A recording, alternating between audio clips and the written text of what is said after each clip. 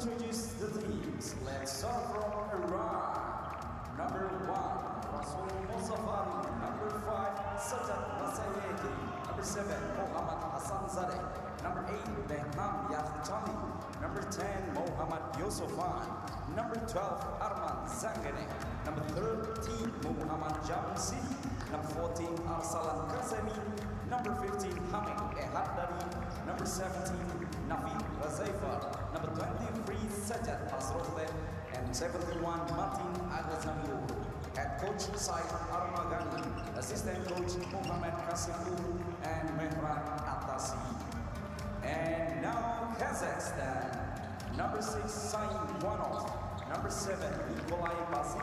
Number 8, Vladimir Ivanov. Number 9, Fadim Saserba. Number 10, Rastem Murzagaliev. Number 11, Anton Rykov. Number 21, Roman Marchak. Number 23, Robert Pan. Number 24, Dmitry Gavrilov. Number 25, Maxim Marchak. Number 47, Raslan Eitkali. And number 99, Oleg Balasov. Head coach Oleg Kiselev and assistant coach Alexander Lisisak. Ladies and gentlemen, please stand up for the national anthems. We start with the anthem of Iran.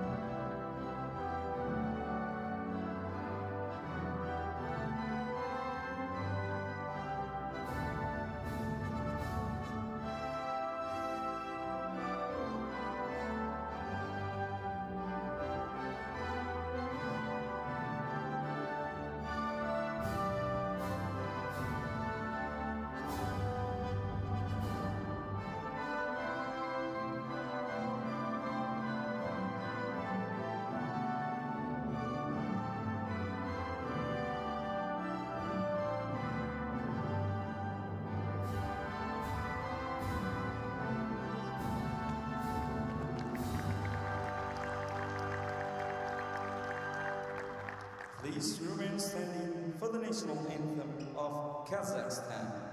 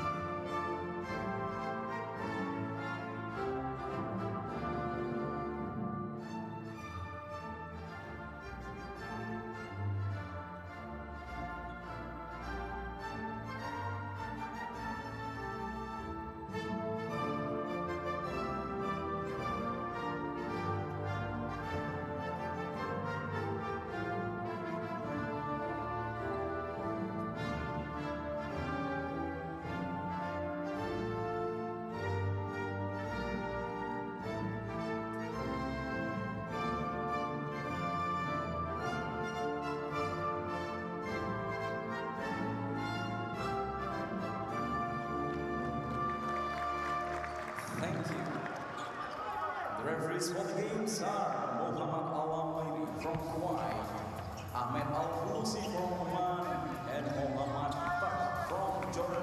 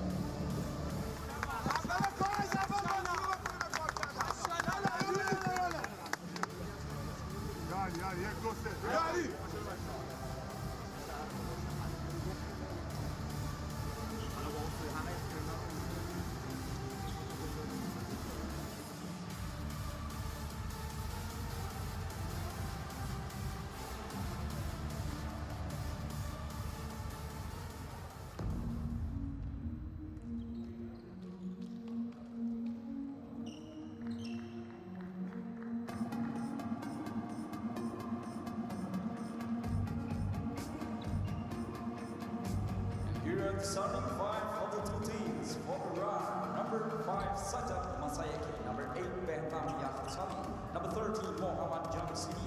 Number 14, Arsalan Kazemi. And number 15, Hamid Ehaddari. For Kazakhstan, number 10, Rustam Murzagaliev. Number 23, Robert Pan. Number 24, Dmitry Gavrilov. 25, Maxim Merchant. And 99, Oleg Balasov.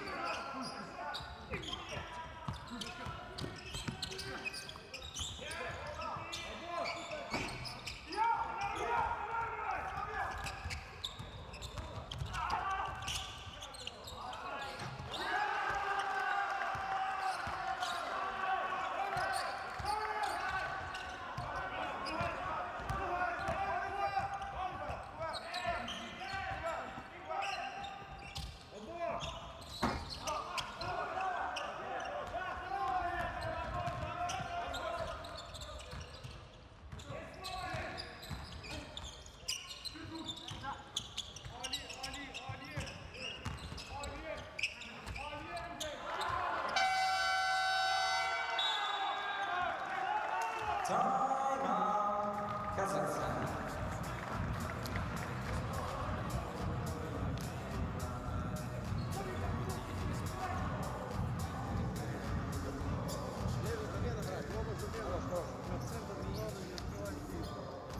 Вообще не разговаривайте, блядь! Совершенно верно, блядь, ёпта, блядь. Идет заслон, это встречает, маленький, падайте вниз, блядь. Передача идет, он бросает, здесь ближе, блядь. Нахуя здесь, блядь, играть трап, блядь? Первый номер мяч взял, блядь. Большой здесь вышел. Хэнд-офф, ебота, блядь. Нахуй нужен, блядь, первый номер, блядь. Форсайд, блядь. Они прессингуют, блядь. Рома, вылам. Ромыч, ты выводишь. Отдайте Роме и на скорости здесь. Ты, хэндл, понятно, да? Хэндл, вы вдвоем остались, блядь. Макс, бросай. Макс, форсайд, блядь. Сюда ушел. Форсайд и поехали здесь, блядь. Поехали.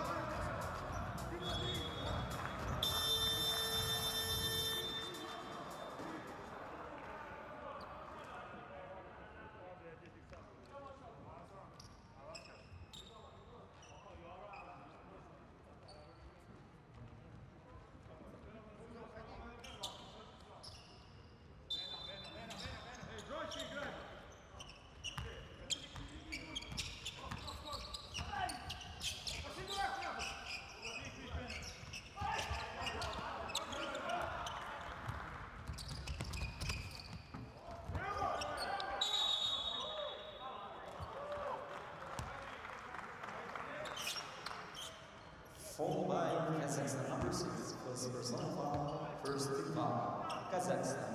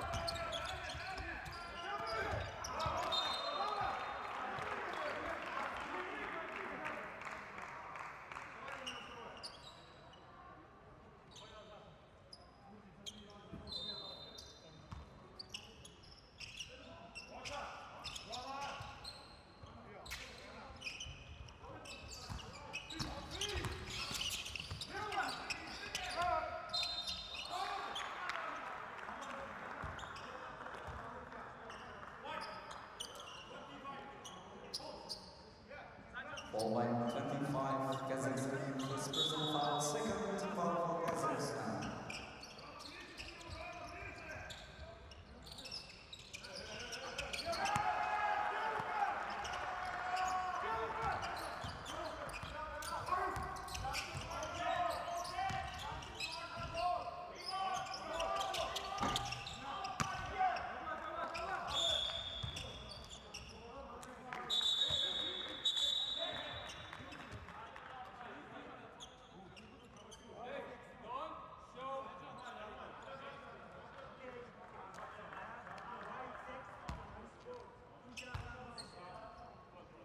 Unsportsmanlike foul, Kazakhstan number 6.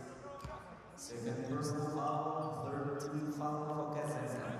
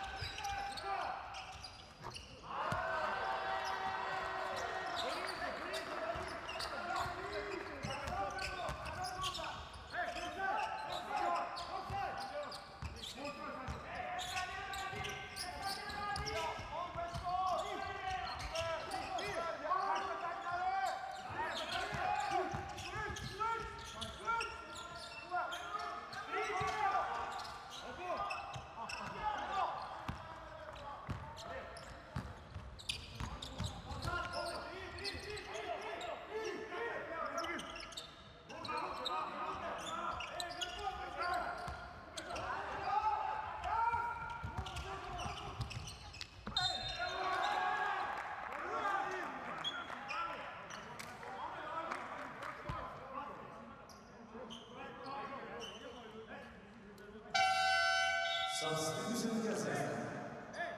Играем, не шут, окей, уже не смотрят вниз, они шут смотрят. Ближе, руку ебу.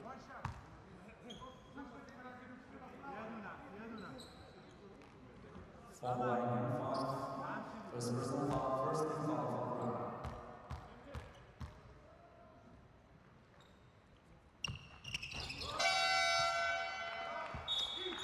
Substitution Iran.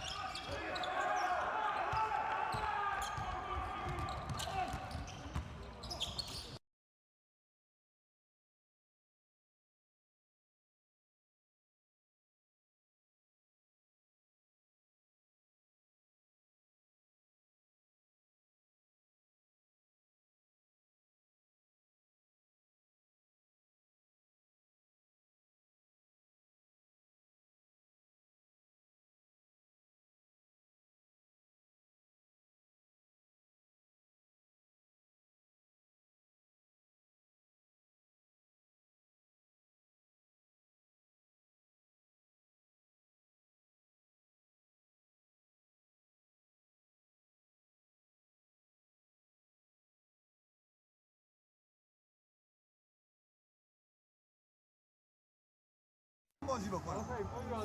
بزنیم. روی پیچ اول میشه من تو بریم تو من اون بهتر. خب من اون بهتر. بریم بریم 11 رو بازی بکنیم. خوبه 11 رو بازی بکنیم و بریم توی بازی من تو آمد ماشاءالله یالا باشا ماشاءالله.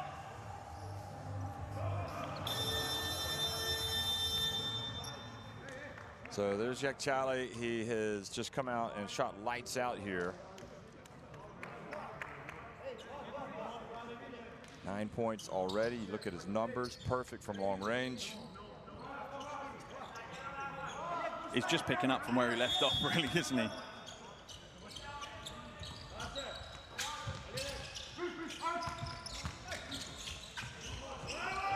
Another basket. Kornov again. After he's almost that unsportsmanlike fouls actually sparked him into life rather than the other way around. Yeah, he's been with the senior national team dating back to 2019 Asian qualifiers for the FIBA Basketball World Cup, so not the most experienced of players. And Haddadi takes it down low and scores. Back up to a 5-point advantage.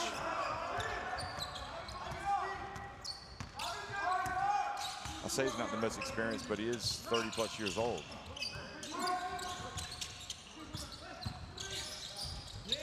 Now Haddadi with the rebound. Resefar hooks up. Good job. Roman Marshuk coming up with the steal, and that's where, as you look at Balashov, that's where Haddadi is not going to be able to get back and play defense.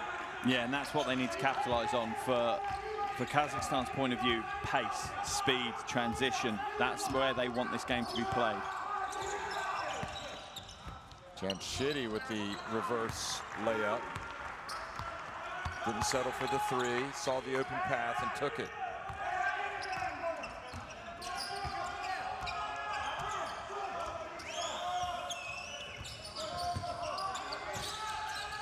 Kornov, will he maintain his hot hand?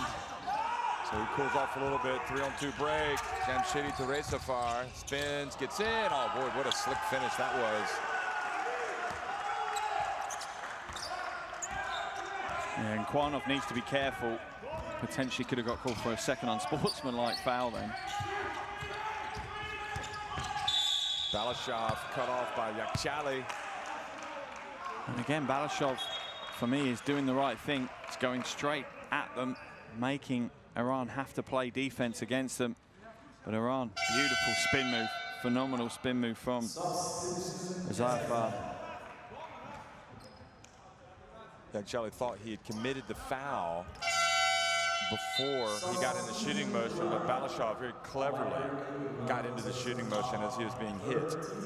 It's an important skill, particularly for a young player, to understand when he's going to get that contact and to almost feel when the official's going to blow the whistle, because you don't want to go into a shooting motion if that's not what you were going to do anyway. You were going to pass the ball away to the wing or something along those lines, but you do need to look like you're shooting as soon as that foul's blown.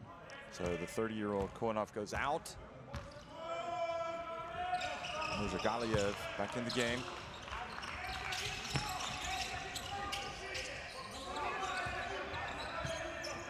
Another 30-year-old.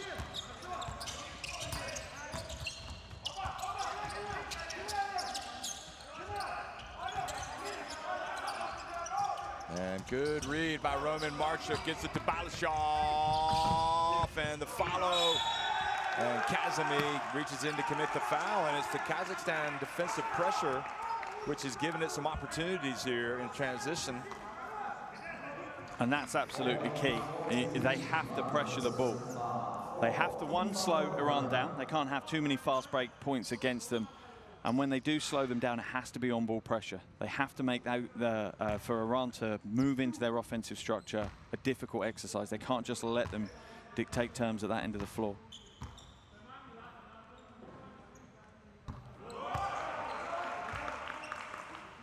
So really, you'd probably call Roman Marchuk the main man. If you had to pick one offensively for this Kazakhstan team. Yeah, I think right now you'd have to. He had a great game day one, shooting 75% from the field. Yeah, seems to be taking that mantle. I think prior to the tournament, you wouldn't have selected one particular player, and sometimes that's a good thing. Sometimes it's not if you don't have an offensive focus.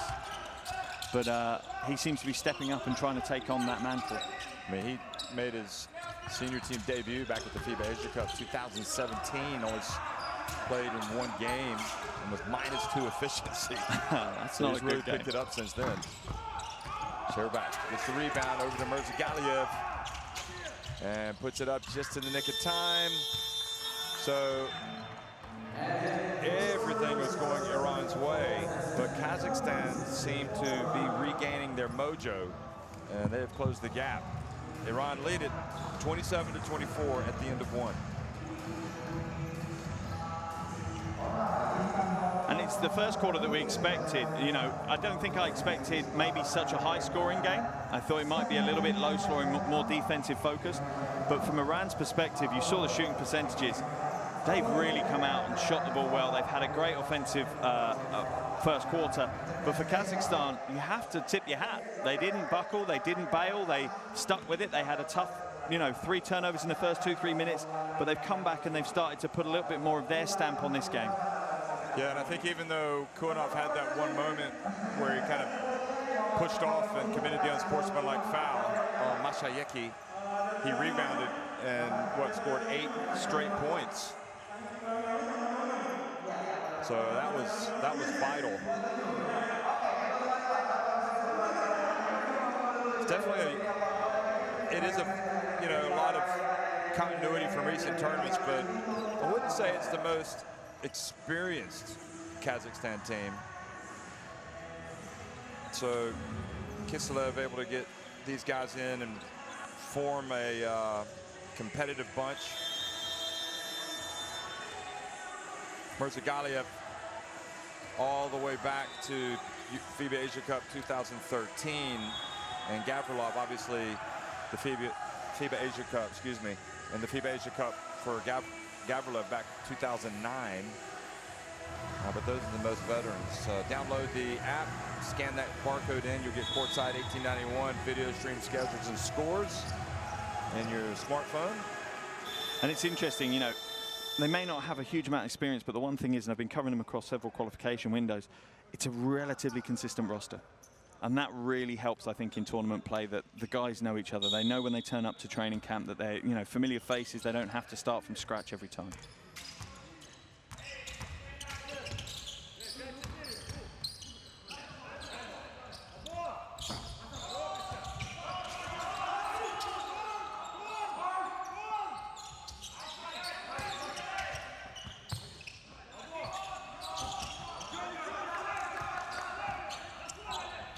Shayeki gets it over to Yakchali, and Yakchali, look at that. Boy, he just ate Mirzagaliev up.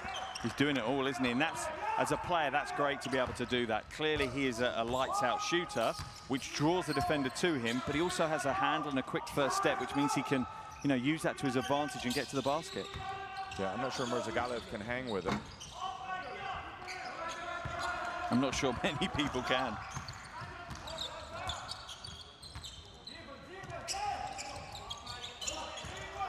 Masayeki bumped by Robert Pan.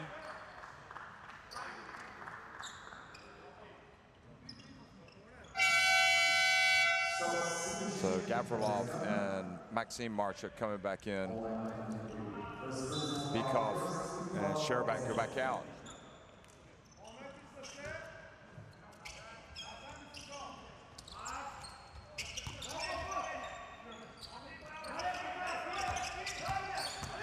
Yakchali went to his right hand. Haddadi is there. I'm going to be interested to see as this game develops what role Haddadi has. Not just this game, the tournament. As the tournament develops, clearly, you know, in prior tournaments, he has been the go-to guy, the main man, the icon for Iranian basketball. He seems happy to step back and be more of a role player now. I mean, it's too early to be talking about MVP candidates, I guess, but I'm just going to go ahead and... You've thrown his hat in the ring already. No, I'm going to trigger the conversation and put Yakchali in there. Yeah, he's absolutely, you know, there's been some big performances already in this tournament, but none more so than Yakchali. Hassanzadeh gets the foul called on Balashov.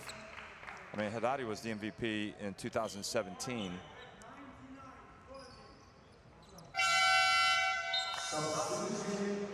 So Balashov goes out and Kwanov comes back in. And I think Haddadi, even though he didn't play that much in the NBA, I think by going overseas, I personally think it helped him.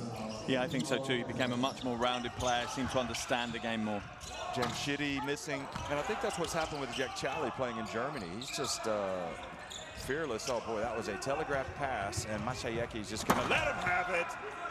Maxim Marchuk. Well, they have had some bad turnovers, Iran. Yeah, both teams have had phases where they've really spilled the ball in bad places. Haddadi stays with it, and Gavrilov not going to be able to hang with that, I don't believe, if Hamed can catch it down low. Yeah.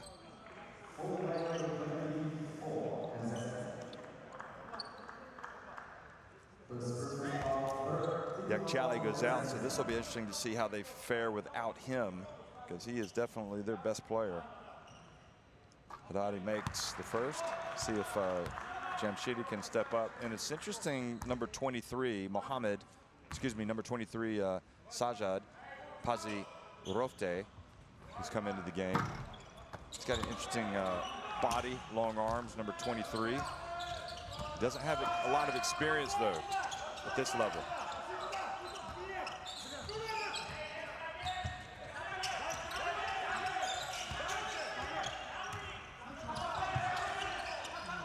Boy, Maxim Marchuk throws it up into row H.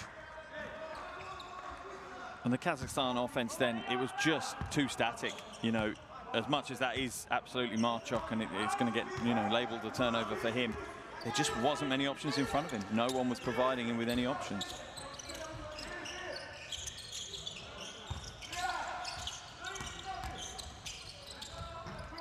There's Haddadi, and this is where he is irreplaceable. The sheer size of the man. And if he's willing to take a couple of shots to the mouth or whatever to get that rebound, there he goes. You got to box him out. Yeah, you really do. You have to get a body on him straight away. And I'm not sure that the zone defense is right for Kazakhstan right now. I understand the premise behind it, put as many bodies in the paint as you can, but I think in a man-to-man situation, particularly when you've got Gavrilov on the floor, you're better having someone who they know it's their responsibility to find Haddadi and push him out and get him out and box him out. In a zone, depending on where he's standing, depends on who's going to box him out, and sometimes no one ends up boxing him out, as we saw there.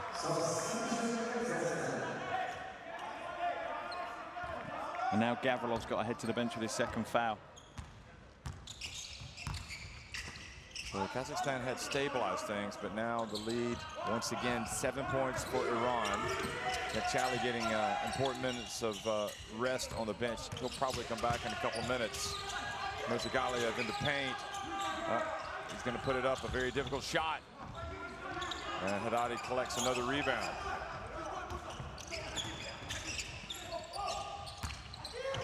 Entry pass, Hassanzadeh.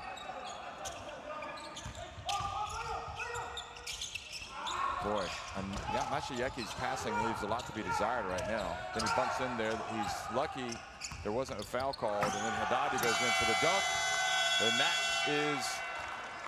gets a little bit of skin from Kuinov. Yeah, Kuinov sensibly just got out of the way as quick as he could. He didn't want any part of that whatsoever. And then he said, good job, big fella. You looked at him turn around and just look up and go, yeah, no, I'm not going up for this one. I'm just going to step off the baseline and let you do what you do. So Haddadi is, well, we're not singing his praises that much. There you go, give us the wink, Ahmed. But he does have 10.7 rebounds. За счет низкого айса, блядь. Зачем ты сюда идешь? Вот сюда, вот здесь, перевод сделайте, блядь. Здесь один игрок, блядь. Вы все сюда идете, блядь, тут куча, ёпта. Ширину делай, блядь. Ширину делай, блядь. Если мы два играем, уже пошли, я говорю, один, да, не надо отсюда бежать в свою зону, блядь. Все, мы играем по игрокам, блядь. По игрокам, блядь. По игрокам, блядь. Еще раз говорю, выводим. Выводим и играем. Да. Палец ван, Антоха, сюда и вот сюда, через него. Если...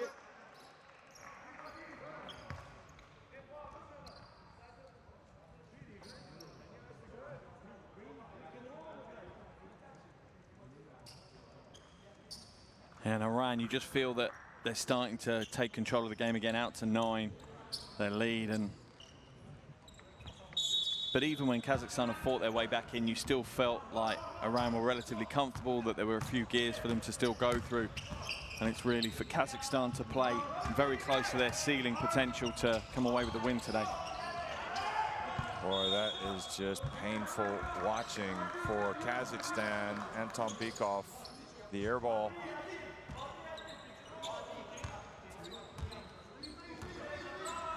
They did shoot it very well for about 27 minutes. Well, the first half against Japan. Uh-oh, Haddadi gets into gear. Here's Yakchali. Good! Another one for Benim Yakchali. That's unreal. He's got 14 points, multiple three-pointers. Bykov. Oh, lucky. Referees keep it at this end. Robert Pan comes in and Roman Marchik. Pan goes out. Marchik comes back in.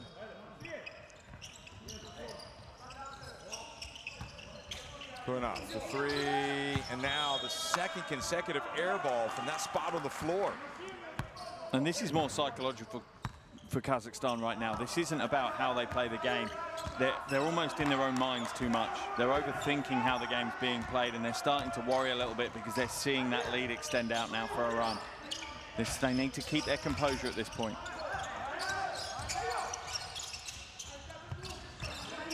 Oh my goodness. And he missed it. That would have been a beautiful finish. He could have dunked at Sajad. Pazerote. Spinning out to Balashov. He comes off the three-point line. Shoots it from the elbow. Not there. Mashayekhi brings it up. And Iran threatening to go up by even more. Hassanzadeh scores. Nothing is working now on either end of the floor for Kazakhstan. No, absolutely torrid. And as much as you can put, apportion that to Kazakhstan, Iran are looking very, very good here. They're building their tournament nicely, and that's the process in a tournament. You have to build towards your best performances. Well, ball goes out of bounds. I'm not convinced that Iran are going to step on their throat and put this thing away. I think Kazakhstan can still come back, but right now it is definitely going Iran's way. That's a great pass from Haddadi. But yeah, I don't think Iran are that team that do that. I think they get out to a comfortable lead and then start to enjoy their basketball and be a little bit freer and less structured, which enables teams to come back in. Well, Kunov hits a big three-pointer. I'd like to look at that one again. It looked like maybe his foot was on the line, but can't complain. He's really the only one that stood up to be counted today. Yeah, up to 11 points now. He's certainly putting in a shift.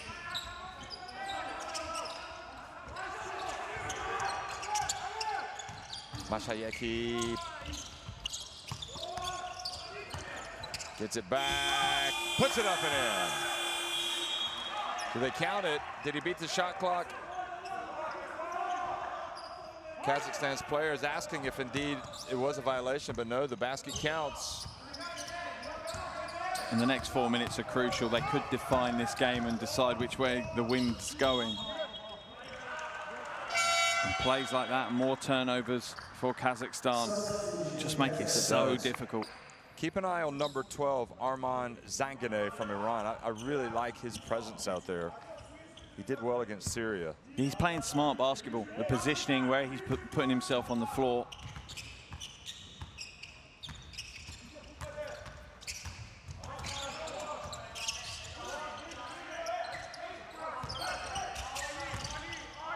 Into the corner. Not a lot of arc on that shot from Sajad Pazirovte. No, way too flat. Just about scraped across the rim.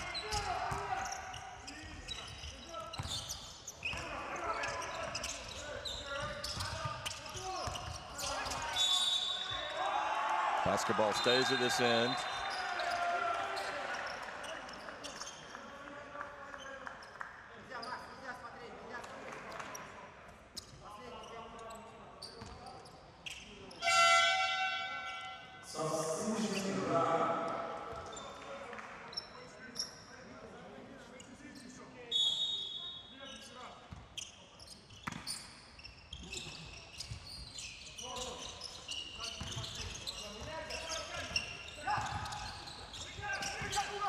Well, they pass it around.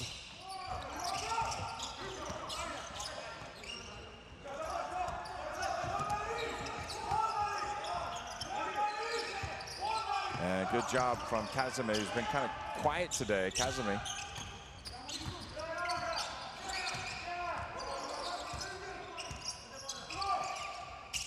Zanganeh built him up, and he misses the three. But I like him more for what he does with his rim protection, his rebounding, and his low post play.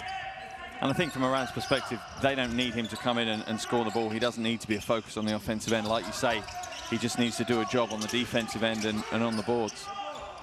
Marchuk off the iron, and Kazakhstan get it back. Cool. Kolanov trying to get past Yakhchali. He's moving his feet well. Yakhchali. And you see without Haddadi in there, the rebound's not quite as easy to grab for Iran.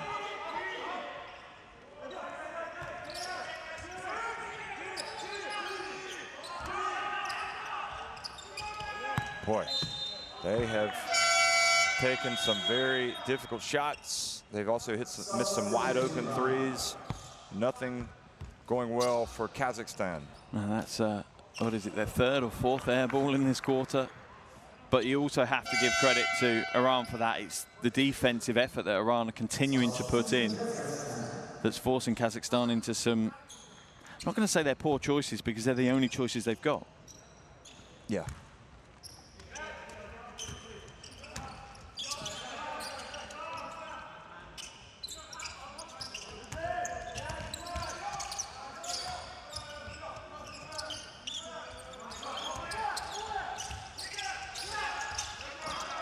Here's Zanganeh. He should take out Kali. No, he steps back. Misses it. Well, Looks like I spoke too soon. Here comes Balashov, fouled, unsportsmanlike on Yakchali. I think they will look at this. Yakchali's like, just go have a look at it.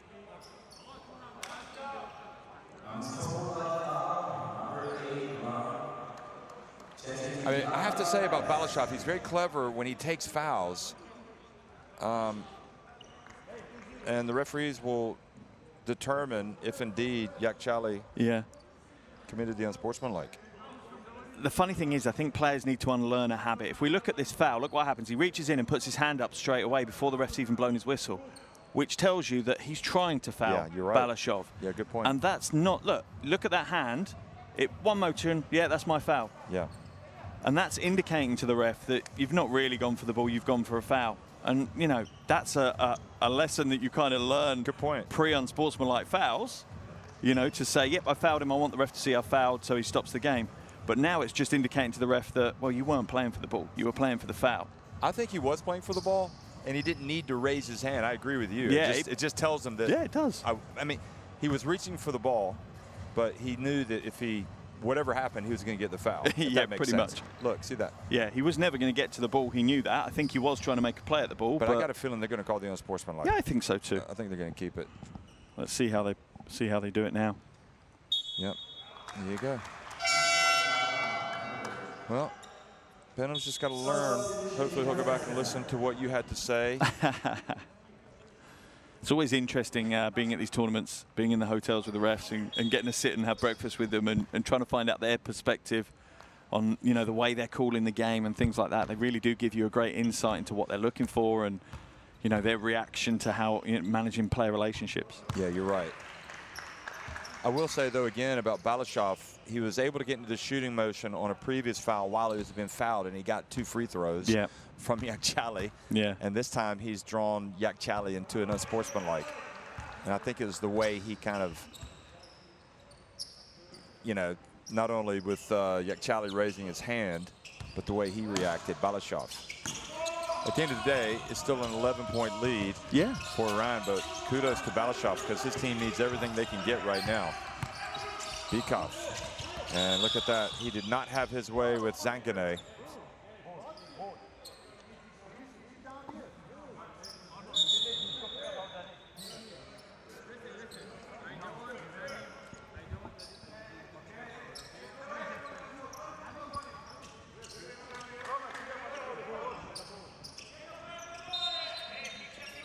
And Iran just they seem a little bit more distracted by some of the things that are happening at the moment. Well, I just wonder also with Haddadi not out there if he is maybe more of a stabilizing force than we realize. Potentially. In the low post and the way he does kind of direct. Yeah, he does, and also the way he plays the game, it means the rest of his team have to play a certain way. Well, Yakchali almost. That would have been a tough layup, but he almost had it. But now they've got numbers if they can take advantage. Abkali for 3. Oh, hit the side of the backboard, but there's Bikov picking up the mess, cleaning up the mess, and Kazakhstan just breathing some life back into their challenge here against Iran. And I think if they can get to within single digits and keep this kind of gap to take into the halftime locker room, that's not necessarily that bad for Kazakhstan. They've not played anywhere near where they can. They're not at the level that they're able to put on the floor. So coming away single digits deficit, it's not the end of the world for them.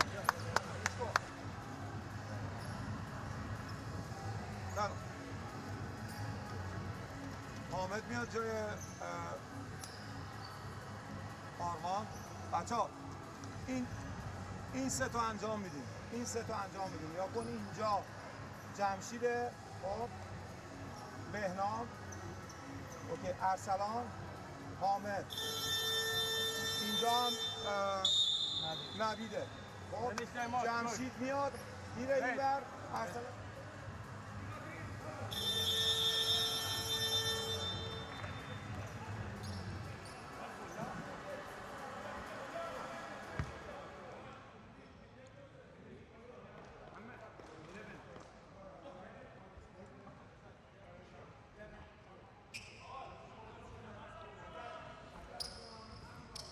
It's going to be an interesting closeout to this first half because Kazakhstan know they're relatively lucky to be this close to Iran. Iran have played some really good basketball in phases.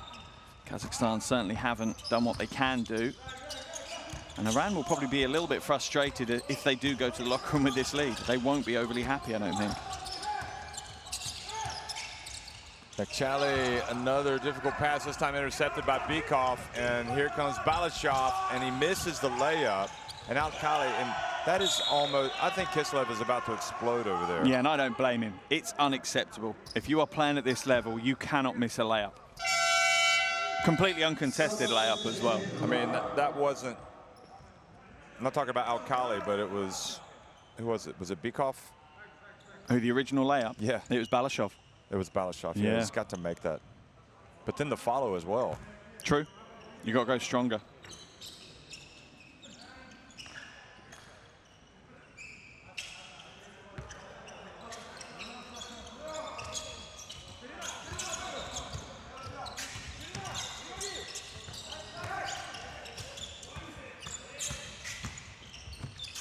Balashov takes a difficult shot. And they stay with it. Al-Khali takes it back out. And misses, and Bykov. Well, that's how it finishes. And realistically, Kazakhstan will be even more frustrated now because they should be closer. Yeah, that was not a good way to finish, but that's how it goes sometimes. 42-33, though, Iran on top of Kazakhstan at halftime.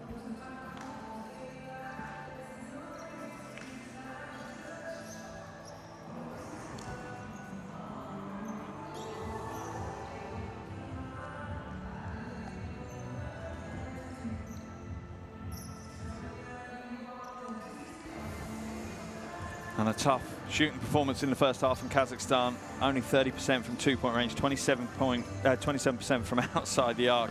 Iran shooting well, but Kazakhstan just hanging around. You know, 6 steals. They're clearly a good on-ball pressure defensive team, and that's helped them back into this game. Chali leading all scorers with 14. Kwanov has 11 for Kazakhstan, but although Iran are in the lead, I'm probably slightly happier if I'm Coach Kiselev because we're not 20 points down at the half. Well, Chali, as usual, coming out and pouring in the points. Were it not for the Iran 6 turnovers, it seems like they have more than that. You know, they would be much further ahead. But Haddadi able to get his points, and I agree with you. It seems like Iran are not just going to be able to really pull away for a big win. And against the good teams, really good teams, this is what might hurt them.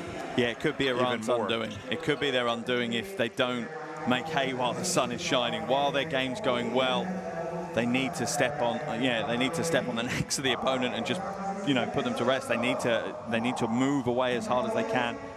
Everyone knows basketball's a game of momentum. You'll have good phases, you'll have bad phases, and it's how you capitalize on those good phases that lead to wins at the higher levels. For Kazakhstan, though, I imagine Coach Kiselev has got a lot to talk about, but I also think in the back of his mind, he'll be thinking, you know what? At some point in this game, we are going to get a run. We are going to find some form, and we're going to get a run. And as long as we stay close to Iran, that keeps us in the hunt for this win. I think you're right.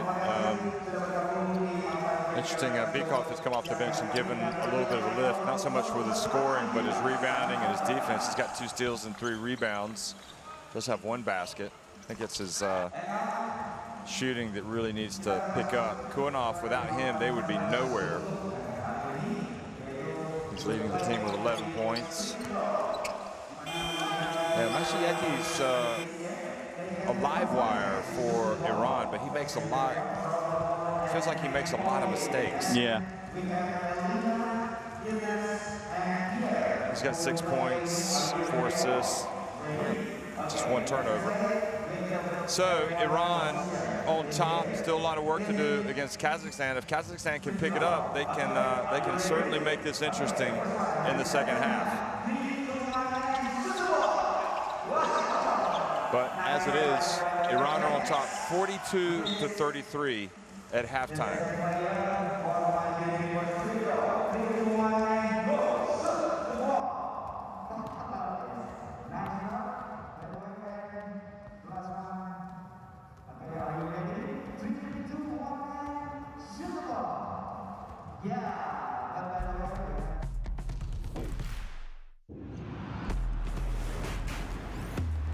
Who will you become when the moment arrives and you're carrying the expectations of an entire nation, representing your people and their dreams, the colorful faces in the streets, the screaming fans in the stands? It's time to make your move. All eyes on you, all hope, all heart. Because when you win for all.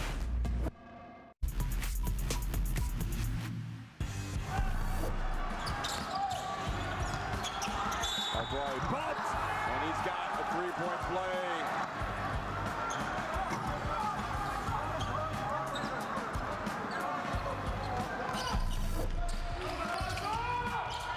McElwhite gets swatted. Great effort from Mahna Al-Mawani. There's Proctor with a spin and scores, and that's 2 in a row for Tyrese Proctor. Starting to see his talent here.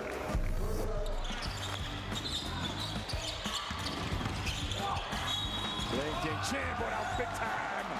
Big time. From number 0. That play just born from pure determination for Lin.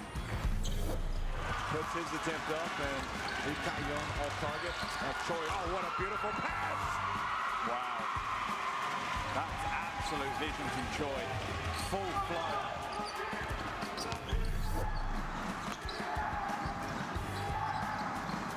Freddie Ibrahim, Jordan, trying to get a big win, their first win, And Al-Mawani throws it down. Abbas, all he's done is come back into the game.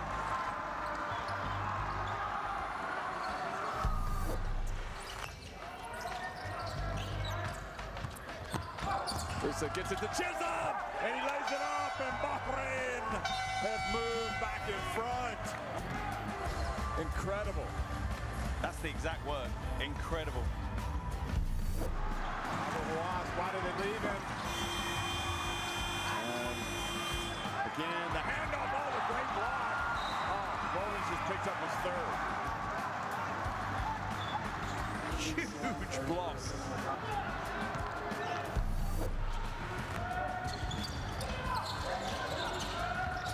Potentially Behind saved the by back to Bahrain. split the D, hands it off to Hamuda. Are you kidding me? Wow. Electric stuff.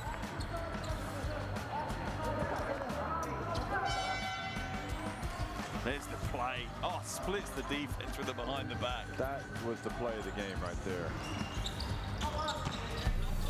Jang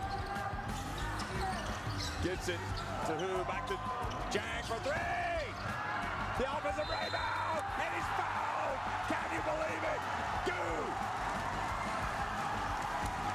He's been pretty quiet in the second half, but what a time to wake up. He was there, the ball fell to him kindly, really, and he was alert enough to go straight back up and look at the joy.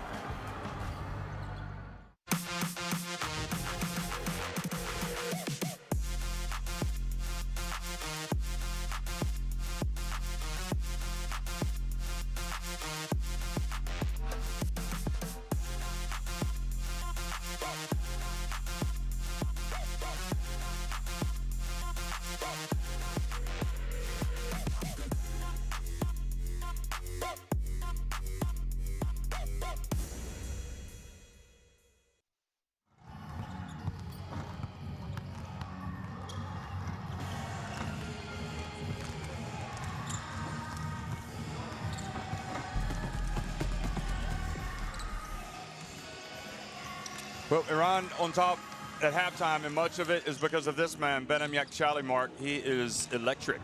Yeah, he's been absolutely phenomenal in this first half, and he doesn't need time to get into a game. He just seems to, you know, be automatically on as soon as the game tips. He's good to go. Had 31 points in the first game. He's on to 14 points here in the second game. And yeah, like you say, you wonder where Iran would be if he hadn't been on the floor. You know, they've looked good. They have absolutely looked good, but they've not buried Kazakhstan when they had the chance to do it. They pulled away, they opened up a gap, but they just left open the door slightly ajar, and Kazakhstan have just about pushed it back open. They still trail by 9, but Kazakhstan have not played anywhere near their highest levels. And I guess we're in agreement that even though Haddadi at times seems to be moving around a bit slow and makes the odd mistake, Iran are still much better when he's on the court. Yeah, without a shadow of a doubt, they're far better when Haddadi's on the court. He provides them with real focus and almost, you know, not in a negative way, but an anchor on both ends of the floor on what they build from. And Kuinov has basically rescued Kazakhstan today, even though it didn't start that well with an unsportsmanlike foul for him. After that, he kind of like woke up and really provided scoring. Yeah, and I was worried. You know, when he got that unsportsmanlike foul, Kazakhstan weren't performing well, and I was wondering if that was kind of the self-destruct button and things were going to fall apart. But for Kuinov, it woke him up. He really came to life after that. It was almost a wake-up call for him to get things going and take some of the offensive pressure on his shoulders. Kazakhstan haven't looked great. You know, they won't be happy with how they've played, but they'll look up at the scoreboard and they're only down by 9 at the half. 20 minutes to play. This is, as we expected, going to be a close game.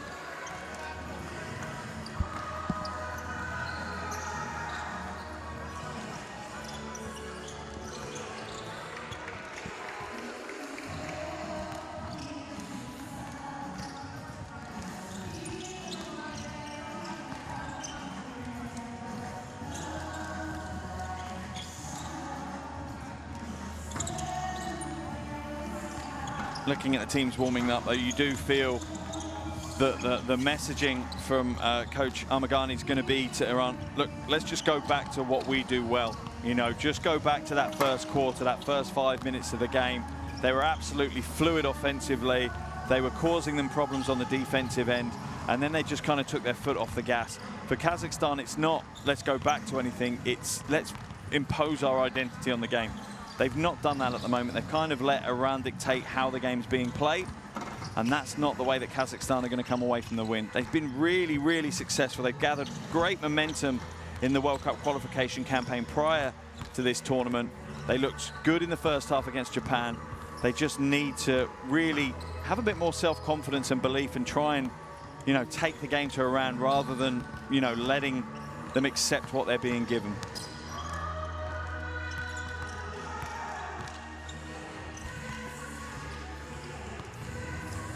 Well, Saeed Armagani, the latest head coach for Iran, 60 years of age. Some good coaches at the helm of this national team. Even Dirk Bowerman, I think that's the connection that Chally had to get to Germany. And again, just I think it really benefits these players if they do kind of go out and experience different competitions, different cultures. We saw it with Haddadi. We've seen it with Chally. I know Nika Bahrami went for a while to France, and I'm not sure how long he was there, but I would love to see Jamshidi go out somewhere. I mean, you want the domestic league to have its stars to keep the game popular in Iran, but you know, I say that for any player from any country, not just from Iran, but yeah. And most countries, what they find, where you find yourself for most countries, is that when players are young, they'll play in your league domestically. Then when they start getting to their prime, if they have the chance to be global superstars outside of maybe the US and Spain, they're going to move. And even in Spain, they're potentially going to move around Europe, and then they'll come back towards the back end of their career and play in their domestic league. And that's not a slight on those domestic leagues. It's no negative to those domestic leagues. That's a positive to the national team. One, it inspires younger players to take up the game because they're seeing players play at the highest levels. And two, when they come back to the national team, they are well-rounded international basketball players. They understand different styles of play and how to cope in different situations, and it's only ever going to be a positive. Well, I think of Salah Mejri from Tunisia going to Belgium. Then he went to Spain, and next thing you know, he's in the NBA.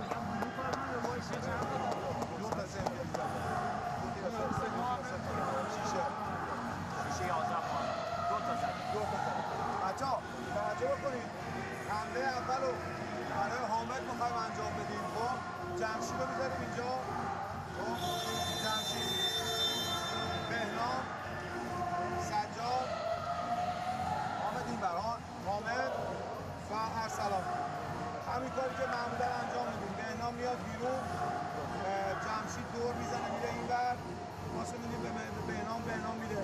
ارسلان میاد یه پیک میده به بهنام میره.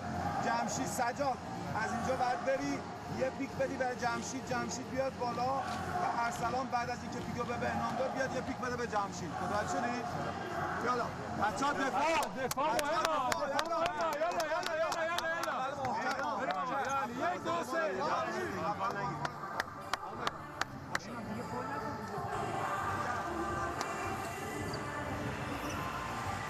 I always take it as a positive sign. Kazakhstan 5 on the floor with still a minute left of the half-time break.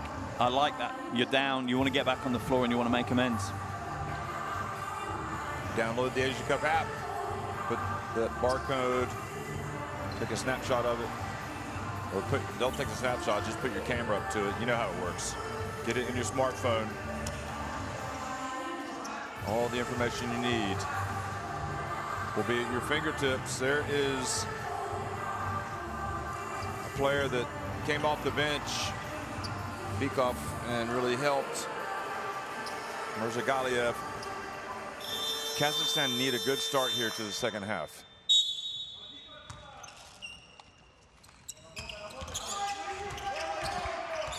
And it's interesting that Kazakhstan has started this second half without Gavrilov on the floor. Bikov now having his turn at trying to stop Haddadi. So second half action underway from Jakarta, and Bikov with the rebound. And in that situation, Haddadi just has to take the shot. He's done the hard work, he's created the space, he's got position. He just needs to put up that soft.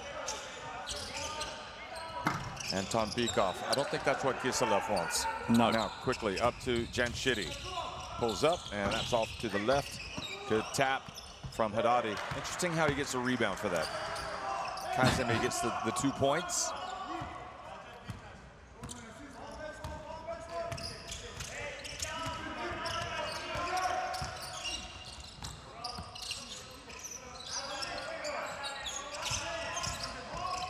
Marcha gets rejected by Hamed Haddadi.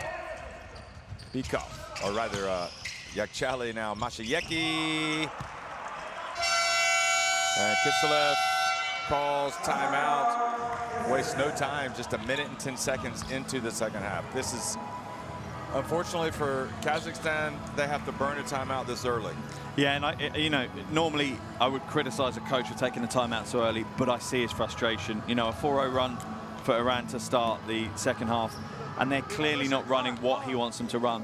That's evident. There's no way that he's drawn out this structure and asked them to play this way. Раньше, смотрите, если Антоха бросает, да, здесь с дальней стороны подбор должен быть, а мы, попал, не попал, блядь. 2 рус играет. 2 рус здесь, Антоха, вот. Хороший скрин, надо бить, или что-то делать там, блядь, или проходи дальше на скорости, блядь. На скорости. А ты выходишь, все, есть, блядь, и мы пауза. Все, блядь, нет атаки. Давай.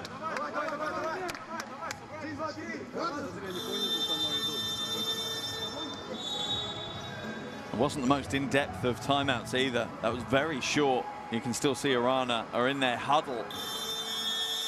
So clearly it wasn't a huge amount. It was just, do you remember what we talked about in the halftime locker room, guys? Could we try and do that rather than just do what you want to do?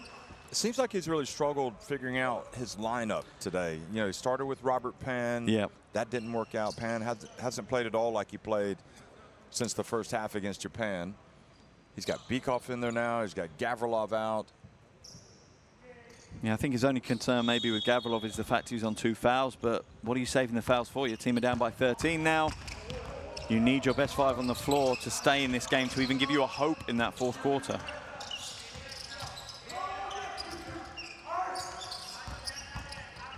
Bounce pass to Bikov. He doesn't catch it. And Balashov, what an outstanding job by Balashov. Yeah, didn't give up on that at all. It's frustrating because, you know, Bikov can help you if he's got better hands and he can score. And he needs to. Yeah, he's going to have to. I don't think he naturally is that player. I think he is your backup big man that will come in and put a body, play some good defense. But he's going to need to be some kind of offensive threat. Because Haddadi doesn't want to chase him out there. He can move around, get away from him. Marchuk had the ball taken away by Kazemi. Up ahead it goes. Jamshidi. Oh my goodness. What a finish from Jamshidi Jafrabadi. Kazemi is going to get up slowly because he's injured.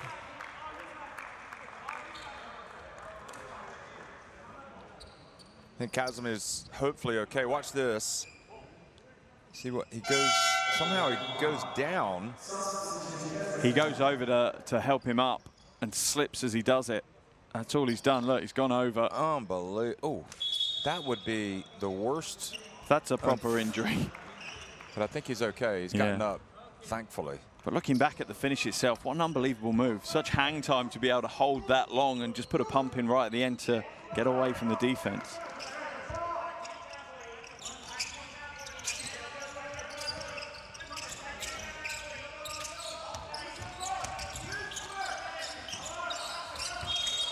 Roman Marshak steps out of bounds.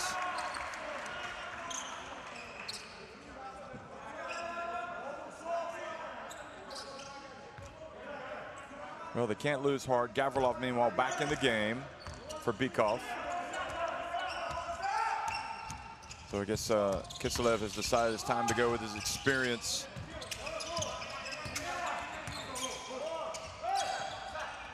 Bounce pass. Kazimi fouled as he goes up by Roman Marshak.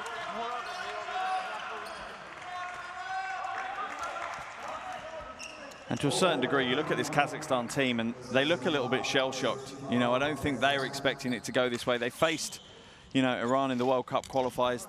Kazakhstan won both those games. And now they were close games. One was a 4-point win, one was an 8-point win. But now they face a 17-point deficit. And it's more on the offensive end. Kazakhstan have got nothing to throw at Iran. Iran are just locking out Kazakhstan. Well, it's hard to beat a team 3 times in a row in a lot of sports. That three-pointer falls for Maxim Marshak.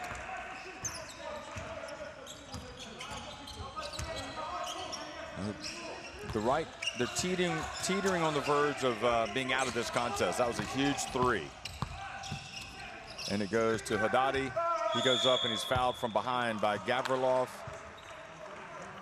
Maxim Marshak is trying to take the foul, but I think they're going to call it on Gavrilov. Yes, they do. Yeah, and that's his 3rd now. Can't really blame Marchuk for trying to take that foul away from his teammate. Well, actually, wait a minute. No, they have gone for Marchuk in the end. So he did a good job of stealing that one for his teammate.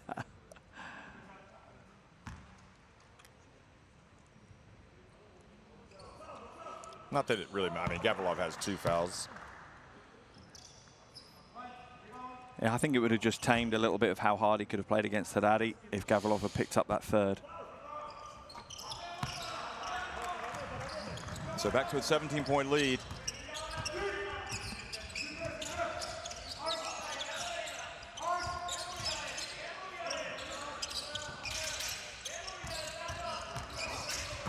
And Maxim Marshak has it knocked away. Oh, what a play from Kazimi. Oh, nice give and go on the break.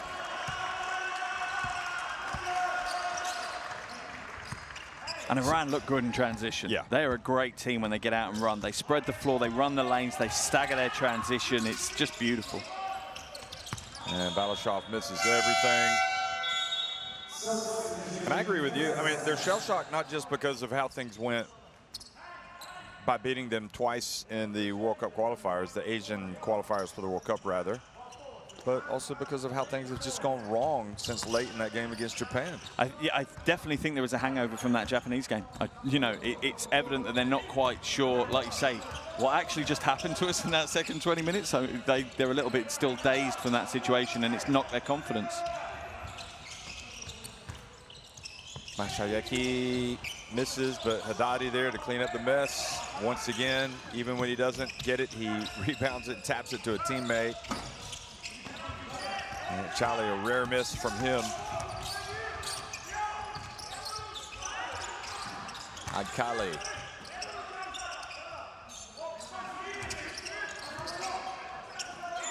Pan for 3, short. And Mashayeki up to Kazimi. I mean, they are going to be on the wrong end of 2 blowouts if they don't put the brakes on this quickly. Look at that. They truly are. They conceded over 100 points against Japan. Clearly, they're on track potentially to have the same fate again here against Iran if Iran keep their foot on the gas. You know, as we talked about before, they're not necessarily a team that does that, but doesn't change the fact that Kazakhstan now are in a very precarious position, not just in this game, but in the whole of the Asia Cup. Well, I was honestly surprised by how well Kazakhstan played yesterday against Japan for such a long period. I'm not as surprised overall that they're getting beat by Iran pretty soundly, but I did expect a little bit more. I think because they were so competitive early against Japan, despite how well they had played in the Asian qualifiers. I think what it shows us is just mental frailty, if I'm honest. I don't think it's anything but mental frailty. They clearly have the talent. They clearly, you know, they've got a good coach. The structure's strong. But I just think there's a little bit of mental softness there in that team that they don't deal with adversity very well. And that's only something that comes with experience. You have to face tough games to understand how to deal with it.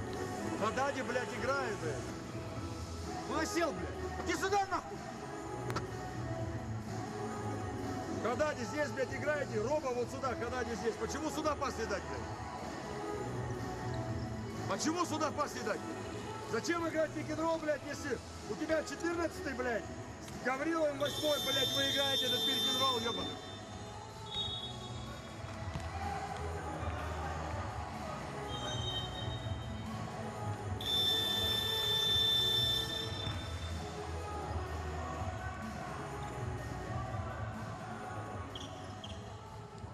Well, I do expect Japan to beat Syria later. And I would anticipate a battle of unbeatens for first place and a trip to the quarterfinals between Iran and Japan. Look at that, double-double, 12 points, 10 rebounds, 15 minutes left in the game. 2 games, 2 double-doubles. Can't ask for much more from your veteran big, right? But yeah, it's looking forward to the group now. So an Iranian win here means that they're definitely out of the group. And I think the lowest they'll finish is 2nd. But it leaves that final game against Japan as a bit of a mouth-watering one. There's Zanganeh getting the basket on the break. So you can start to anticipate and think about the possibilities for Japan against Iran, and that would be fascinating. I'd put Japan as favorites just based on that first game. But the way Iran have played, particularly in the opening stages of this game and now here in the opening stage of the second half, if they can keep that style, that intensity for 40 minutes, it's tough to play against. That's really, really tough to play against. They have numerous weapons in the backcourt and in the front court. But then you look at the Japanese team and the pace they play at. Can Iran run like that for 40 minutes? It's going to be a very, very interesting closeout game to this group. Let's look at how they fare. They're down 25, Kazakhstan now against Iran. Let's see how Iran fare without Haddadi in the game. I think he left while they were up 23. Here's Pan, finally gets it to go. I mean, he really did show us a lot of good stuff. Arguably, Kazakhstan's best player in the first half against Japan, but he's been anonymous today until that basket.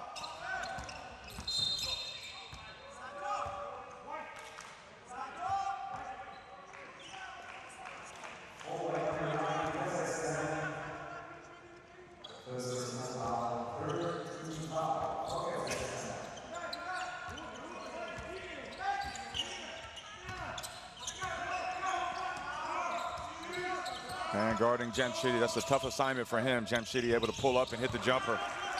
Yeah, and Pan knows it as well. He's having to step back. He's having to give him separation because he knows otherwise he's going to get burnt on the drive. Kunov, good work, Pan.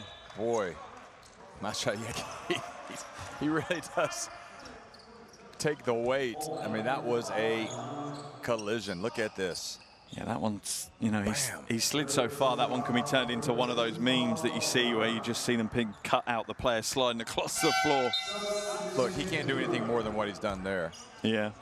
Gets a hand up. And he's got Jamshidi on a bad day because Jamshidi's hitting his jumpers, and Mashayekhi gets to sit down and rest his weary bones after that collision. Gavrilov. And Zanganeh called for the foul. Oh, they've just called a technical foul on Zanganeh for shaking his head at the referee.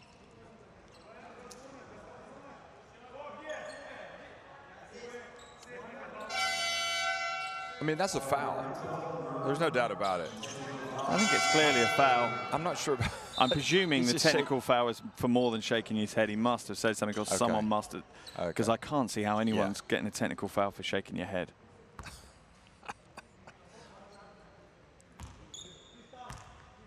I mean, much like yesterday, as China were up 14, and their two players just completely saw red, as we say. The red mist descended on them. It did. And just started arguing. And, you know, in this case, Iran's up 25 points. Why contest? You know, just, you don't need it. No, it's unnecessary. Completely unnecessary. And also, they'll have been aware. They'll have seen or heard about yesterday's game. They know the level that the officials are working at. They're keeping it very, very tight. They're not accepting any back talk or any, you know, anything along those lines. So you just have to step away from it. And clearly the referee has already said something, you would think, to Zanganeh. Must have had a warning. Must have had a warning. I'm sure he's had a warning. You know, no more. I've had enough now. I don't want to see it.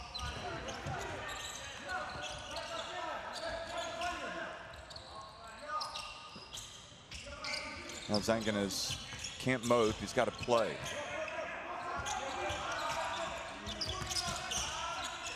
That same, oh, nice. Zanganeh wasn't ready. I've been taken out of his game. Yeah, Jamshidi should have just put the shot up there. He's in form. He's, you know, shooting well. Oh, interesting play. And here is Jamshidi releasing early. Now he misses. And Robert Pan is out on the break.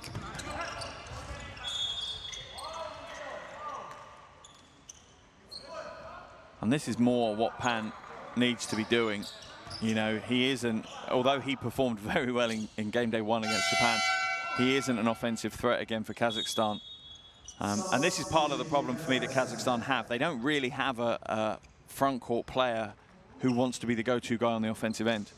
They've got players that will do it if they're asked to do it, but they're not primed. That's not their experience.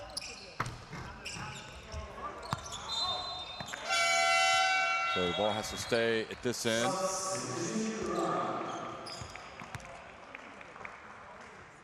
Rasefar comes in, and Jamshidi sits down, and with the exception of Kazemi being out there, it's almost as if Iran are saying, we have this game in control.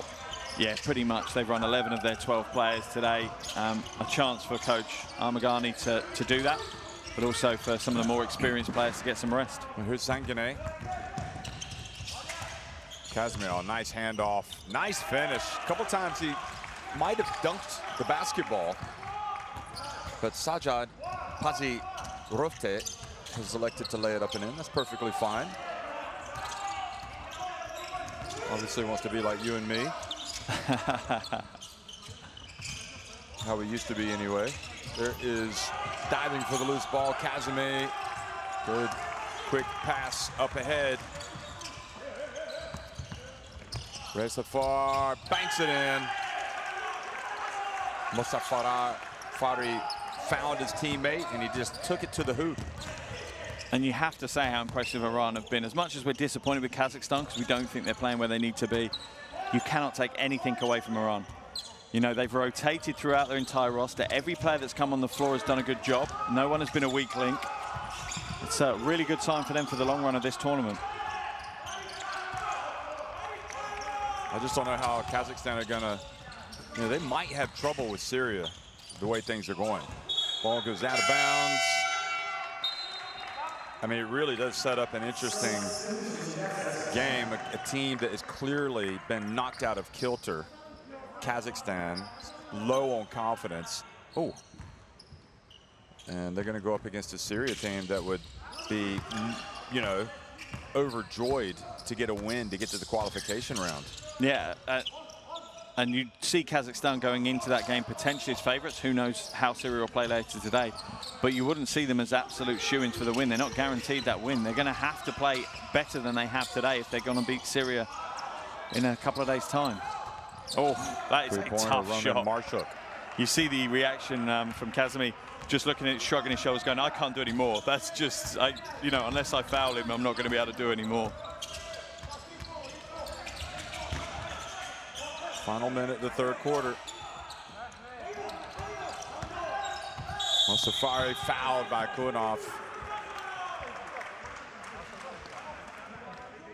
They actually run some beautiful sets, Iran. They really do.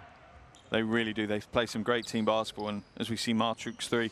And for me, I think players like Roman Marchuk need to move away from being that unassuming player. And Coach Kiselev needs to work with him to say, look, you're going to have to be our leader.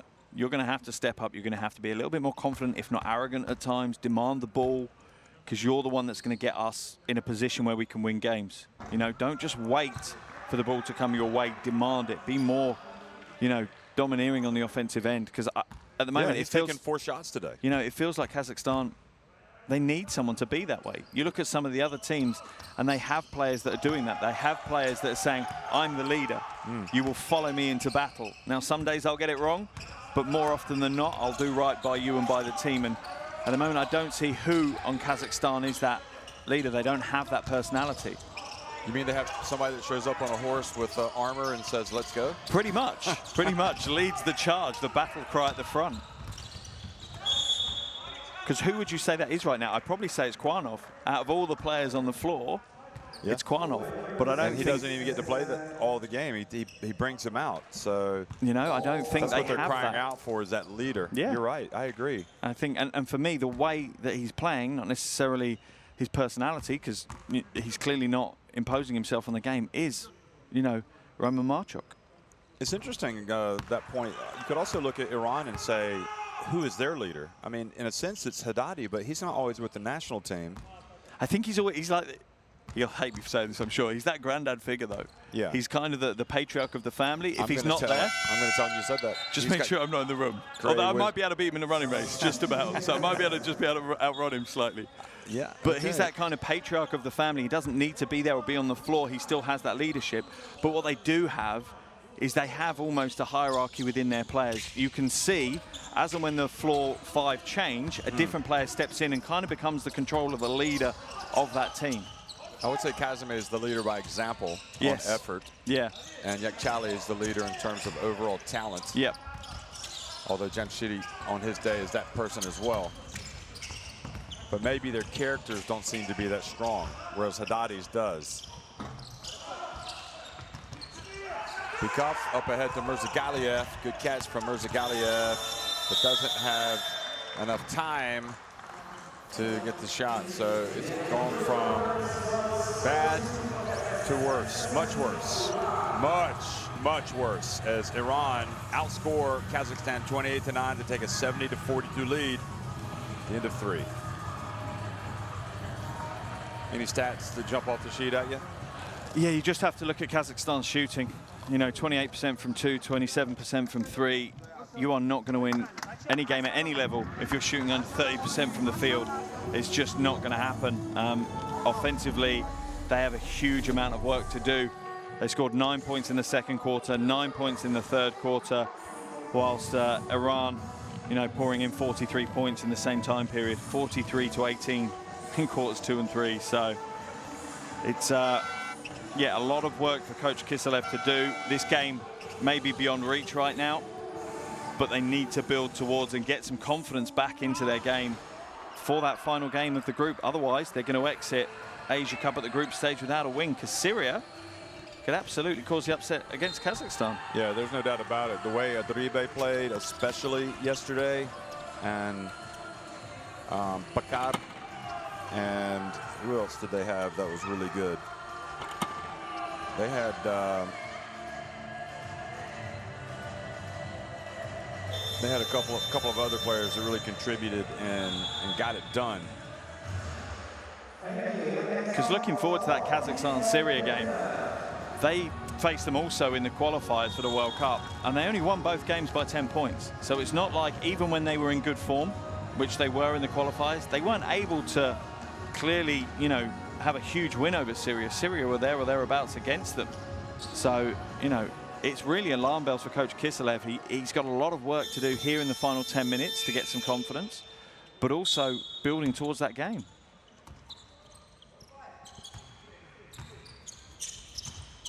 Yeah, really hard to disappointment for Kazakhstan. This is the type of thing that you run into, though, in tournament play. All of a sudden, it goes horribly wrong. Ball goes off the hands of Maxime Marchuk. Yeah, turnover number 14 for them today. And once again, they've not done well with the ball. They had 23 turnovers on game day 1, so better than that, but still not much better.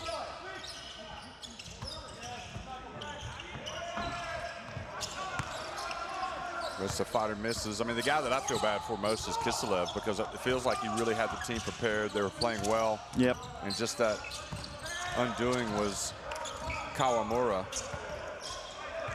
especially for them of Japan. And now Marchuk's going to get a technical foul. He needs to be careful. He'll get thrown out of the game.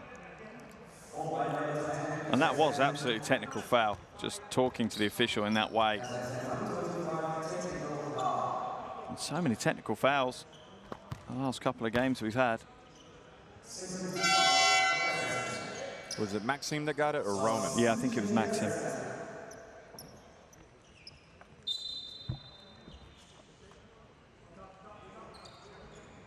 Yeah, it was Maxime with the technical.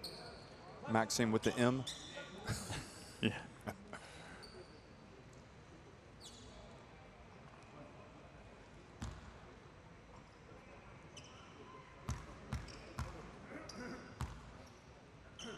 Well, Iran last won it in 2013 in Manila. Haddadi, the MVP. Yeah, they certainly have plenty of history in the Asia Cup. 3rd in the medal table overall. And the way they played today, 2007 they won it. The way they played today, you'd be hard pushed to say they're not potentially in with another medal opportunity in this tournament. 3 misses. I'm really interested to see how well Lebanon play in this. Oh, good shot from Mirzagaliev. Because when you go back and you remember how Iran, you know, the team they had to beat in 2007 for that first one was Lebanon, same team that finished runners-up against China the year before in Qatar in 2005. And of course, Lebanon went to the FIBA Basketball World Cup in Japan and got a win against France.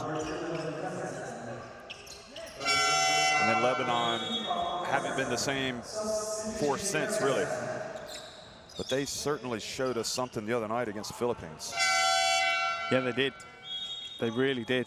And we've been pleasantly surprised by quite a few teams. But it clearly shows how important the Asia Cup is for them. They're raising their game. They're bringing everything they've got. Been impressed by Korea. Yeah, Chinese Taipei. For a lot of this, Chinese Taipei. Yeah. You know, I think Chinese Taipei caught Korea at the wrong time. But I think we'll see Chinese Taipei, and I would be surprised if they don't make it to the quarterfinals. Balashov. They need, you know, maybe Gavrilov has to be that player as the elder statesman to really rally these Kazakhstan players as they look ahead and get ready to play Syria in a must-win game. Yeah, and I think within this tournament, good steal there, good hands by Marchuk. Now they're getting a little bit more of that zip back. Yeah, too little, too late though. But within this tournament, you're absolutely right. He needs to look around and you know, find someone that's going to lead them. But for Coach Kiselev looking out of this, he needs to look deeper maybe. Maybe he needs to look outside of the current talent pool and not necessarily on talent, but on personality. Yeah, I'm sure. Bringing a player in that might not be the best player. Already? To a certain degree, but clearly here they need that person. They're desperate for that person to take leadership, and no one's stepping up to the plate. There's not one person. Kouranov is trying his hardest to do that. Like Wisnu for... yeah, that kind of personality, Indonesia? Yeah. Wants the leader. Yeah.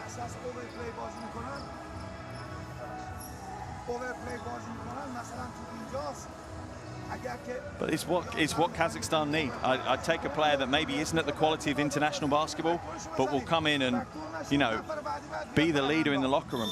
Because they are, it seems they're really missing that. They looked really mentally soft in this game. And that might be part of the explanation for the Japanese game, that they just, you know, Japan put on the jets and it broke Kazakhstan and they weren't able to carry on doing what they've been doing. Well, I think Australia, Korea. I'll go ahead and throw China in there.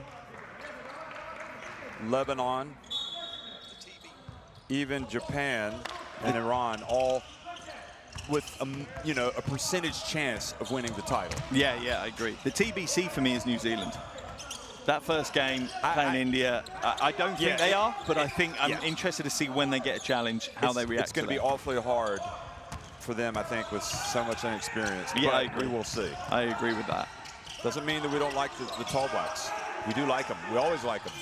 Look at that. Reza Fari misses. With another offensive rebound. Mosafari gets in the paint. Outside, Sajad. Drills it. Sajad. Pazirofte. Well, let's see if he's got more arc on this one on the replay. Not really. It's still a little bit of a cruise missile. Straight in, no more. A little bit of afters there as well from Hassan Zadeh. Oh boy, that is going to infuriate his coach. Oh, he can get up and throw it down. Sajad Pazirofte.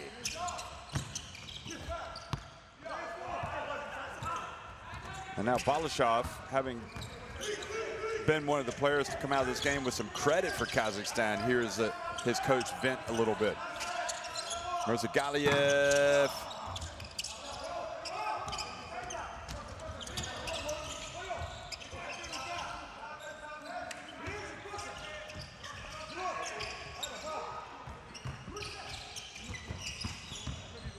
Pazirofte again gets it outside, and this time the three from Mohammad Yusufvan is short. Maxime, I got a technical earlier. Marchuk gets the technical. Now he's been warned about hanging on the rim. Did you see how the ball? Look at the ball. But I don't blame him. Look at the ball. Yeah, the ball was beneath him. That's why he's hanging on the ring. He doesn't want to come down and break his ankles on the ball. That's a great dunk as well by Pazirofte. He's actually got some. This guy's got something about him that I like. I think it's his. He's got these long arms, and he's definitely got some skill. But he's also got some turnovers. You just jinxed him. Yeah, we did.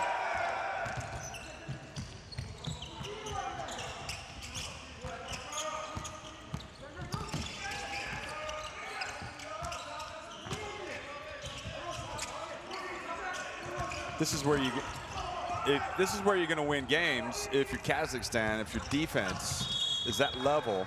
That's where it has to be. Yeah.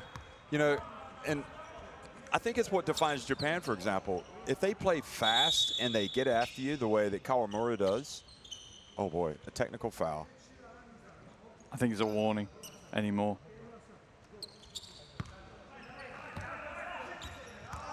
Okay.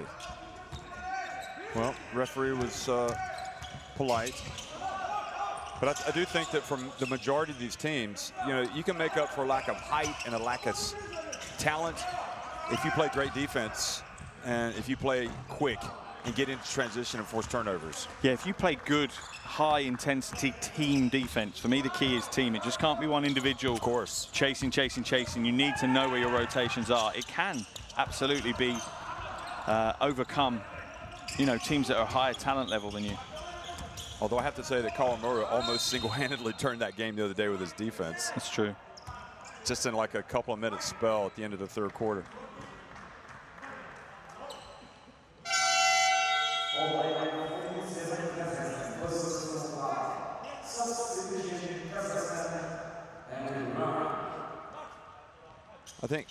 I think the bigger issue with Kazakhstan right now is they just do not know what kind of team they are. Agree completely. They're like, are we the 5-1 team in the Asian qualifiers for the FIBA Basketball World Cup, or are we the team that has been blown out in the first two games? And the thing is, if someone's to say to you, describe Kazakhstan basketball to me, you couldn't. Japanese, absolutely. High intensity, fast paced. You know, other teams, Australia, team focused, moving the ball. Kazakhstan, well, sometimes they play tough defense and really get after you, and then sometimes they look to get out in transition. I would have told you before, It's just not very good basketball. And then when I saw them play that first 3 quarters against Japan, they're definitely getting better. That was great basketball. Yeah, it really was. So that's what they have to aspire to be, that Kazakhstan. Oh, shirt tug by Sherbak. Got away with it. Oh, nice drive. Good hustle. And hopefully they're okay. And you can see that these guys hustling for Iran, even though they're way up, they're still playing hard.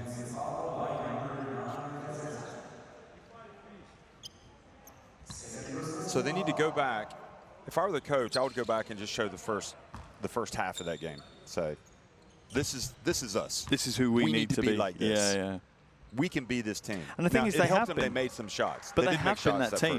That's the thing. And it's not that they've been that team for 20 minutes. They were that team for 5 of the first 5 games of the qualifiers. Yeah, of the World Cup qualifiers, yeah. In fact, 5.5. Realistically, it was only the second half of that game against Bahrain in their final qualification game where they started slipping away from that. And it's just, yeah. That said, coming to an Asia Cup, experience is absolutely key. You made the point that, you know, the rosters here around far more experienced. Good shot by Sherbak, but I did think that the continuity, in continuity, you could be young, but if you have continuity, that means you have some experience. So I thought that was really going to work to Kazakhstan's favor, but it has not worked at all today. And I think that's what the coach is trying to do right now, is to get this team playing hard, good hard defense right now to bond and to get that kind of nastiness back that they've been missing. They need to be kind of a nasty team on defense. And for me, Gavrilov will lead that. Gavrilov will lead that charge. He's that player that is your absolute defensive kind of workhorse.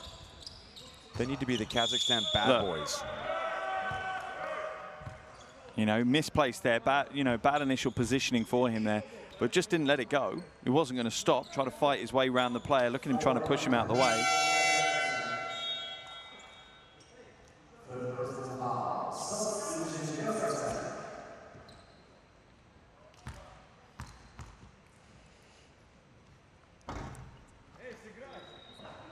So Yusuf Van misses the first.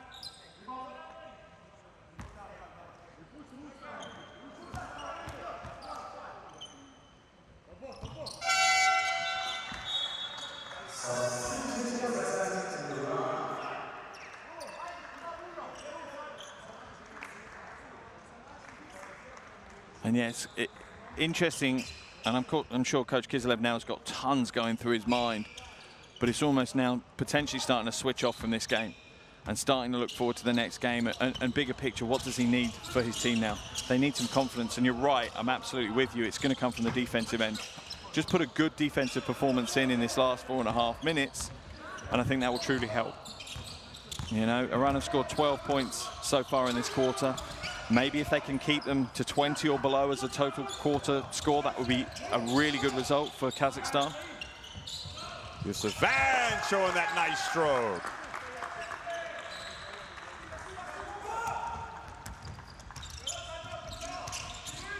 Iran certainly aren't going to stop pushing, though. Ooh, the bump from Maxim Marchuk. Careful. Maxim Marchuk doesn't want to get a reputation. You get beat badly, just walk to the line. 3:52 remaining. Certainly doesn't need another technical foul. That would see him have to leave and go back to the locker room. It's interesting with Iran. Not just only in this competition, but also trying to get to the FIBA Basketball World Cup. So they finished second behind Kazakhstan, who, as you said, beat them twice. Yeah, they were the only 2 losses that Iran had in that first qualification round. And they beat Bahrain and Syria. So in the second round, they go into their Group F behind Australia, Kazakhstan, China. They have really got a lot of work to do. They will play Japan, Australia, and China. Yeah, so it looks like they're not going to make it. That's tough. It's tough. Going in with the 4-2 record was tough. Even Kazakhstan, looking at how they played today, going in with a 5-1 record, they're going to have to put in some big performances in those 6 games against, 3. Let's be honest, we're considering probably all 3 to be favourites to at least make quarterfinals here. So they're playing 3 of the best teams in Asia. in that second qualification round for the World Cup.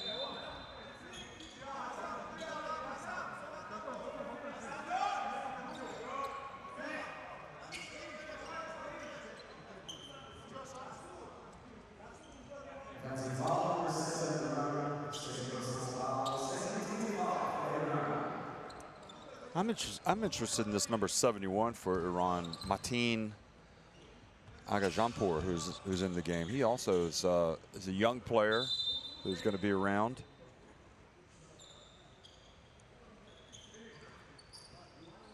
I don't think there's any question that Iran are going to have plenty of players. Oh boy, Koinov going at it now. Oh boy, he's gone. Have they just called a technical or an unsportsmanlike? No, there's just some silliness going on. Koinov is getting frustrated because Mozaffari keeps putting his hands on him. And this is more frustration. These Iran guards yeah, he's about to get thrown out of the game if he hasn't been already. This is good for the officials. I like this. Send the players back to their benches. Yeah, excellent. Take the pressure out of the game. Take the steam out of this game. I agree. And everyone calm down, and we can look through the tape and decide what's happened, and we can deal with it then. After what happened in last night's China game, you know, there's been some conversation about, you know, some of the if the unruliness happens, it's kind of a reminder. Yeah, Mozaffari's been called for a technical foul. Oh, he's saying he stamped on his foot. That's what Coach Kizilev is saying. He's saying that. I mean, if Mozaffari has done this on purpose, he should be ejected. Yeah, he's out of the game. There's absolutely no place in basketball for that if he has done it. 86 to 55, and you stamp on an opponent's foot. And and for me, that potentially puts his future in the competition at risk as well. I mean, they're going to look at it, and if they think it's intentional, really bad, yeah, he could be in trouble. Yeah, he could be. And he knows. Only he knows what's happened. Yeah, he did as well. I don't think it was with a lot of aggression, but he has clearly stood on his foot on purpose. Yeah. Just to wind him up. I mean, it's not funny, but it's ridiculous. It's pretty ridiculous. Sad that you could be winning by 31 points and you do that. I mean, what is that? It's a bit like a school playground, right? Unfortunately, we can't see from that angle. And this, no, from the other basket would probably be the best camera angle, if anything. If that's the only angle they've got, I think Mozaffari might have been saved by the camera angle. Yeah. Unless the officials are quite happy and they think they've seen enough from that. But I think from the other end might have been a better angle.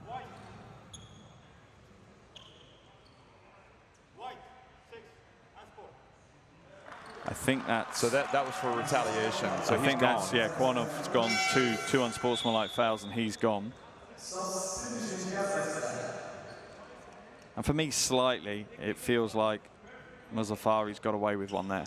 He's clearly gone to antagonise Koinov. Yeah, he knows he's an unsportsmanlike foul. He knows he's fired up, and it almost feels like... I guess at the end of the day, yeah, you can't retaliate. No, you can't. There's no excuse for Koinov retaliating to it. Especially when you know you've already got one unsportsmanlike. Yeah. But yeah. I guess if you're going to retaliate and get your second unsportsmanlike, you may as well do it.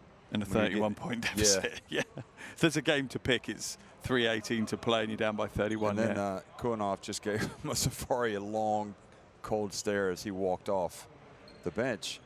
Don't forget, Kazakhstan beat this Iran team twice, as you mentioned, in the Asian qualifiers. I wonder if that's any afters from that. I wonder if those two had a coming together at any point in that game, and there's maybe a little bit of hangover from there. Some players have long memories. I don't know, but all of those... Some of those Kazakhstan players are looking at Mirzagaliev is having a good look at Mozaffari, that's for sure. Yeah, if I'm Mozaffari, I'm not making a mental note. I'm not driving to the basket. I'm going to sit on the perimeter for the rest of this game because otherwise, yeah, I might be feeling it. I guess you could probably say, you know, Iran are probably looking at this Kazakhstan team as the one that has really made their path to the FIBA Basketball World Cup difficult. And yeah, it really has. And so it's created a little bit of bad blood from their standpoint. Potentially. Frustration that they lost to them twice, for sure. And now we have to watch Mozaffari as they complete this this game.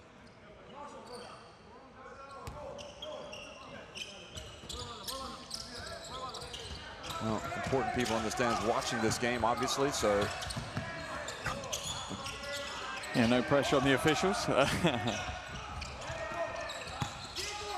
Pump fake. Oh, he passed it back out.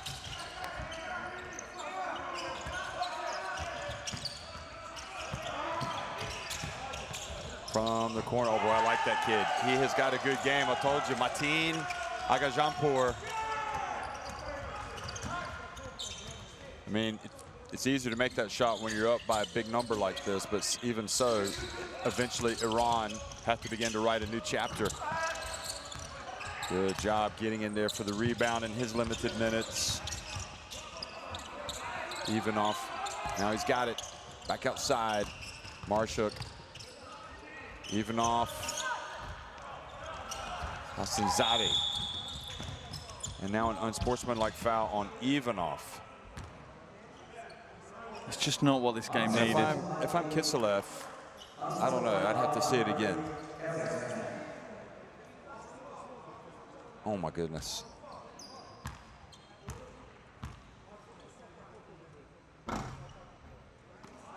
It's just strange for a game to descend into this when the result is kind of concluded. I'd have to see it again to know exactly what he did. Here we go. Watch on the right. Yeah, not going to see from Just that kind of angle. pushed him a little bit. Maybe a nudge with his hip.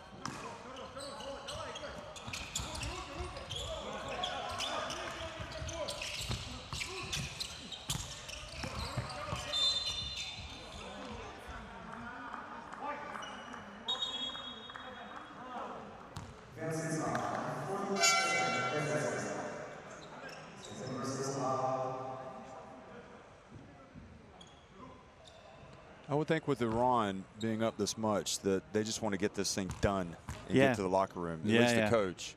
Prolonging this is something no bad good for could Iran. happen. Yeah. So again, we've seen Kuanov, who's arguably Kazakhstan's best player today, get 2 unsportsmanlike fouls and be ejected. Clearly some bad blood. Ivanov goes down.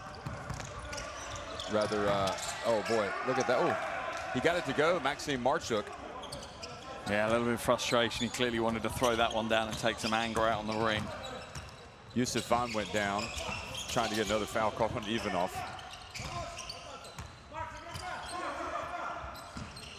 Here he is from the right. That's 2 in a row for Mateen Agajanpour. Yeah, he's certainly coming on and making the most of the minutes he's got. He was the last of the 12 players to see court time, but he's making use of those minutes. And this is the point, when you have these blowout wins, if you aren't, high up in the rotation, this is your opportunity. This is for you to stake a claim and saying, coach, you need to look at me a little bit earlier when you look down the bench at your changes. He's also got the Hollywood look. Look at him. Oh, leans in. He's got the natural. He's definitely got some natural game. Ball goes out of bounds. But again, he's one of the young ones for Iran. The reason why Haddadi's many years, even those can't pull the average age up.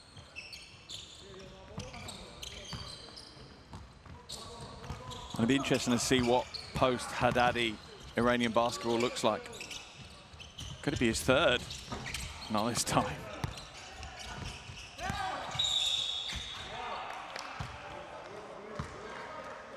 This is a reason to fight for Iran, though. These are the players that aren't getting as many minutes. So when they do get on the floor, it's important they make the most of it, and they certainly are. It's a nice little switch back along the baseline.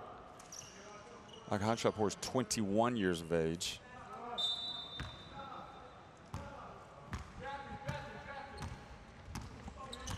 Yeah, there's only really 2 what you would class as young players with this in Iranian roster. Most of them 25 or over.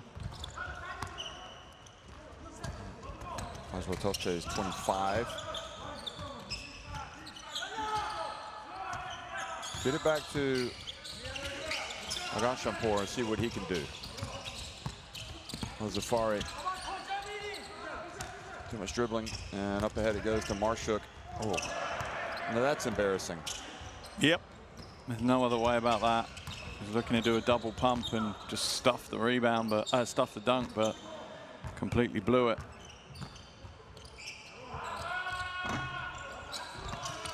I think if the game had been close, you wouldn't have seen that. Even off again, turning this into a pretty physical encounter. Yeah, become a bit of a wrestling match. Let's have a look at what he does.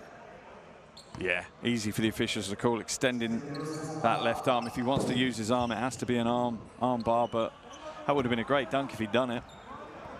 He was trying to throw the windmill. He was, but it's kind of, you're getting blown out. You don't want to do that, do you? No, I can understand a 36. powerful dunk, going up, taking a bit of anger out on the iron, but yeah, a flary dunk, no, not when you're losing by this many. So, Agachampur goes over to start the handshake line, and that's it, folks. Iran, to say it was a bit of a disappointing conclusion, but nevertheless, Iran win it 96-60 over Kazakhstan to stay unbeaten at the FIBA Asia Cup.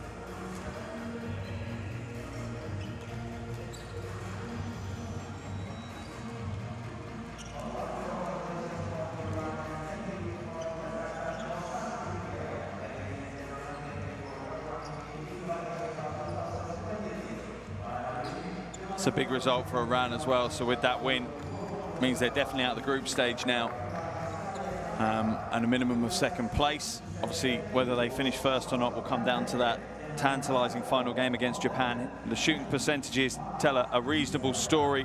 Kazakhstan got better in the second half, but primarily I think probably more because Iran brought their second string 5 onto the floor. Iran played good offense though, 27 assists for their 96 points.